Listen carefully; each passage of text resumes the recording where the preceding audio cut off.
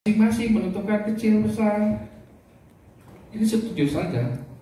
Kementerian Perindustrian, industri kecil ada menggunakan standar tenaga kerja. Undang-Undang 20 menyampaikan sebagai modal dan juga volume penjualan.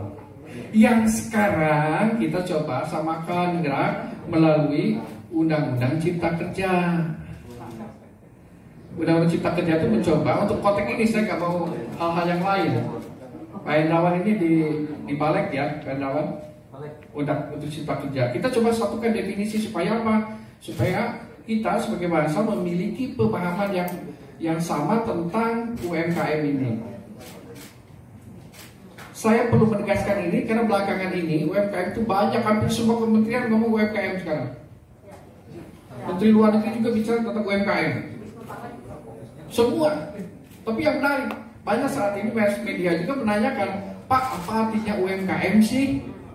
Apa bedanya dengan UKM saja? Mohon maaf, kemarin banyak juga pertanyaan-pertanyaan yang saya senyum-senyum saja gitu ya. Jadi selama ini memang hanya bisa menyebutkan, tapi untuk mendefinisikan dan juga mengartikan, ini kita bisa masih bervariasi.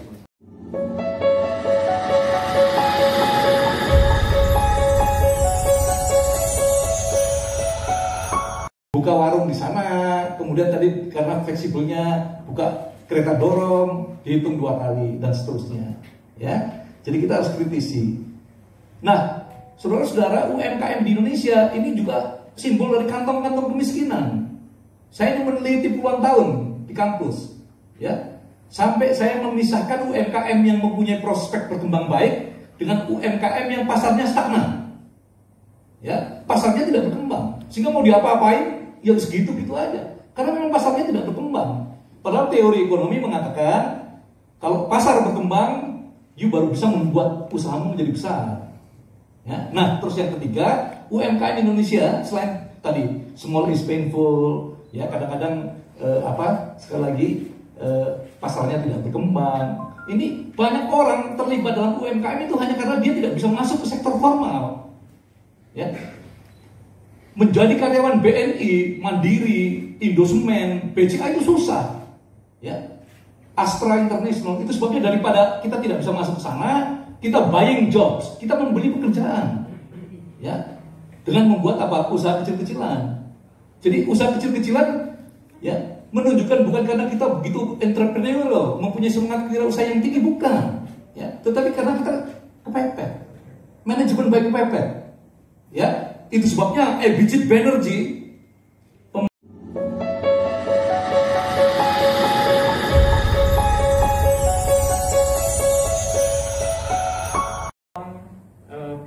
perusahaan besar. Nah, ketika perusahaan besar itu ekspansi ke luar negeri, sektor UMKM-nya juga dibawa. Jadi ada sustainability produksi, dan itu yang menurut saya selain tadi ya formalisasi sektor informal masuk ke sektor formal, tetapi sinergi antara perusahaan besar, perusahaan menengah dan perusahaan kecil itu harus secara sistematis kita lakukan. Dan tentu ini bukan hanya pekerjaan Kementerian UKM Koperasi, BUMN, tetapi perlu ada dukungan fiskal juga. Bagaimana memberikan insentif perusahaan besar untuk bisa membuat ekosistem usaha yang menopang bisnis besarnya. Jadi ketika bisnis besarnya ini tumbuh menjadi perusahaan multinasional, tentu akan membawa ekosistem juga akan membesar. Saya rasa itu sebagai pembuka. Terima kasih. Oke, Pak, tepuk tangan. Saya sebelum ke Pak Ruli sebagai ini ya Pak ya, terakhir ya Pak ya. Saya ke Pak Hendrawan dulu.